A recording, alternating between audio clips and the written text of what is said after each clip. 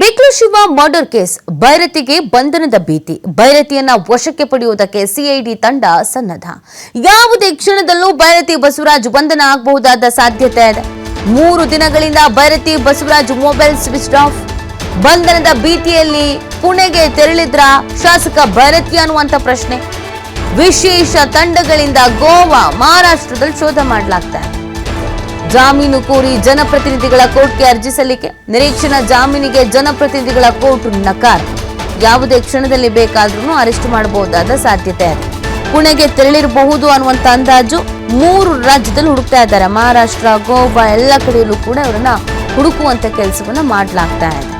ಬೆಳಗಾವಿ ಅಧಿವೇಶನದಲ್ಲಿ ಭಾಗಿಯಾಗಿದ್ರು. ಬಂಧನ ಆಗಬಹುದು ಅನ್ನೋದು ಗೊತ್ತಾಯ್ತು, ಯಾಕಂದ್ರೆ ಜಾಮೀನು ಕ್ಯಾನ್ಸಲ್ ಆಯ್ತಲ್ಲ.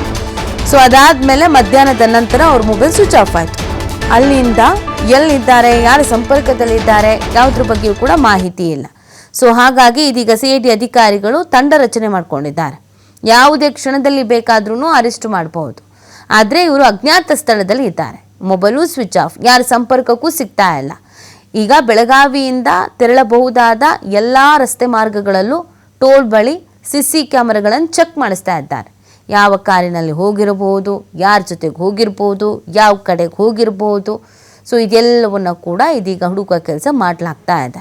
ಸೊ ಹಾಗಾಗಿ ಭೈರತಿ ಅವರನ್ನು ಯಾವುದೇ ಕ್ಷಣದಲ್ಲಿ ಬೇಕಾದರೂ ಅರೆಸ್ಟ್ ಮಾಡಬಹುದಾದ ಸಾಧ್ಯತೆ. ನೋಡಿ, ಇದೊಂದು ಜಾಗದ ವಿಚಾರಕ್ಕೆ ಆದಂಥ ಮರ್ಡರ್. ಬಿಕ್ಲು ಶಿವನನ್ನು ಜಗ್ಗ ಮರ್ಡರ್ ಮಾಡಲಾಗಿದೆ ಅನ್ನುವಂಥ ಆರೋಪ. A1 ಜಗ್ಗ. ಸೊ ಜಗ್ಗನಿಗೂ ಭೈರತಿ ಬಸವರಾಜಿಗೂ ಕಾಂಟ್ಯಾಕ್ಟ್ ಇದೆ, ಲಿಂಕ್ ಇದೆ ಅನ್ನೋದೊಂದು ಆರೋಪ. ಆದರೆ ಇವರು ಈ ಆರೋಪವನ್ನು ತಳ್ಳ ಹಾಕಿದ್ರು. ಇಲ್ಲ, ನನಗೆ ಯಾವುದೇ ರೀತಿಯಾದಂಥ ಕಾಂಟ್ಯಾಕ್ಟ್ ಇಲ್ಲ ಅಂತ.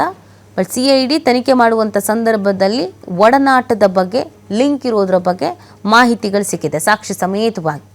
ಇನ್ನೊಂದು ಕಡೆಯಲ್ಲಿ ಜಾಮೀನು ಬೇರೆ ಕ್ಯಾನ್ಸಲ್ ಆಗಿ ಹೋಗ್ಬಿಟ್ಟಿದೆ. ಹಾಗಾಗಿ ಭೈರತಿ ಬಸವರಾಜ್ಗೆ ಢವ ಶುರುವಾಗಿದೆ. ಈ ಪ್ರಕರಣವು ಕೂಡ ಸಾಕಷ್ಟು ಸುದ್ದಿ ಆಗಿತ್ತು, ಸದ್ದು ಮಾಡಿತ್ತು. ಕಾರಣ ಒಬ್ಬ ಪೊಲಿಟಿಕಲ್ ಲೀಡರ್ ಇರುವಂಥದ್ದು. ಪೊಲಿಟಿಷಿಯನ್ಸ್ ಈ ಪ್ರಕರಣದಲ್ಲಿರೋದು ಸಹಜವಾಗಿಯೇ ಕುತೂಹಲಕ್ಕೆ ಕಾರಣವಾಗಿತ್ತು. ಯಾವಾಗ ಈ ಪ್ರಕರಣ ಅತಿ ಹೆಚ್ಚು ಸೌಂಡ್ ಮಾಡೋಕ್ಕೆ ಶುರು ಆಯಿತು, ಸಿಐಡಿ ವಹಿಸ್ಬಿಟ್ರು. ಯಾಕಂದರೆ BJP ಶಾಸಕ ಬೇಡ, ನಾಳೆ ದಿನ ಇನ್ನೇನು ಅಂತ ಅಂದ್ಬಿಟ್ಟು ತನಿಖೆ ಸೂಕ್ತ ರೀತಿಯಲ್ಲಾಗಲಿ, ಯಾರೇ ತಪ್ಪು ಮಾಡಿದ್ರು ಅವ್ರಿಗೆ ಶಿಕ್ಷೆ ಆಗಲಿ, ನ್ಯಾಯ ಸಿಗಲಿ ಅಂತ. ಹಾಗಾಗಿ ತನಿಖೆ ಮಾಡ್ತಾ ಇದ್ದಂಥ ಸಿಐಡಿಗೆ ಸಾಕಷ್ಟು ವಿಚಾರಗಳು ಗೊತ್ತಾಗಿದೆ. ಭೈರತಿ ಬಸವರಾಜ್ಗೂ ಈ ಮರ್ಡರ್ ಕೇಸ್ಗೂ ಏನು ಸಂಬಂಧ, ಯಾವೆಲ್ಲ ಲಿಂಕ್ ಇದೆ ಅನ್ನೋದ್ರ ಬಗ್ಗೆ ತನಿಖೆಯನ್ನು ಮಾಡಿದ್ದಾರೆ. ಆದರೆ ಇದೀಗ ಭೈರತಿ ಬಸವರಾಜ್ ಅಜ್ಞಾತ ಸ್ಥಳದಲ್ಲಿರೋದು, ಯಾರ ಕೈಗೂ ಸಿಗದಂತೆಯೇ ಫೋನ್ ಸ್ವಿಚ್ ಆಫ್ ಮಾಡ್ಕೊಂಡು ಹೋಗ್ಬಿಟ್ಟಿದ್ದಾರೆ. ಇದೀಗ ತನಿಖೆಯನ್ನು ಮಾಡಲಾಗ್ತಾ ಇದೆ. ಯಾವುದೇ ಕ್ಷಣದಲ್ಲೂ ಬೇಕಿದ್ರೂ ಅರೆಸ್ಟ್ ಮಾಡಬಹುದಾದ ಸಾಧ್ಯತೆ ಇದೆ.